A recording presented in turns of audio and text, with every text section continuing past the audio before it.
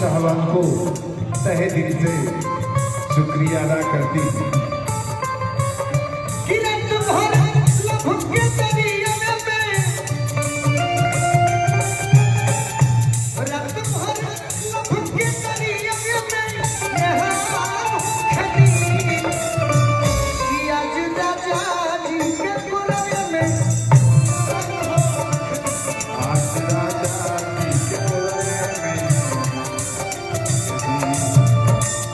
सहारा सखी कोनो गावे तो ही अपना बोलमुआ के बारे में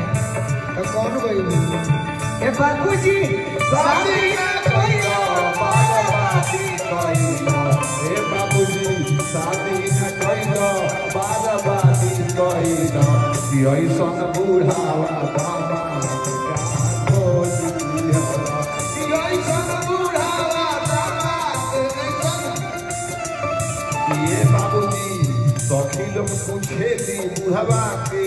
लागेला बाबूजी सखी लोग पूछे दी बुढ़वा के लागेला यो माला जे कहिला बुढ़वा ससुर लागेला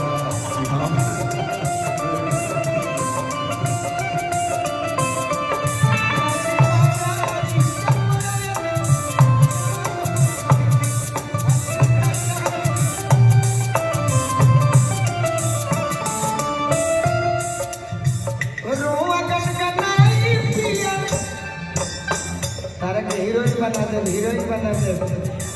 अभी मोहरा फिल्म हम तोरा के हीरोइन के बाबूजी बजा दे निभाओ तो डिम्पल हेलो शत्रुघ्न भैया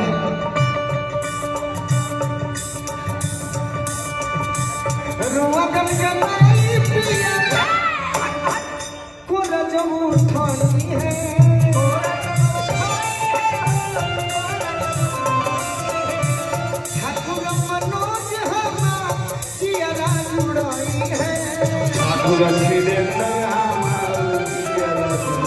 होके तो गौरव मन से होके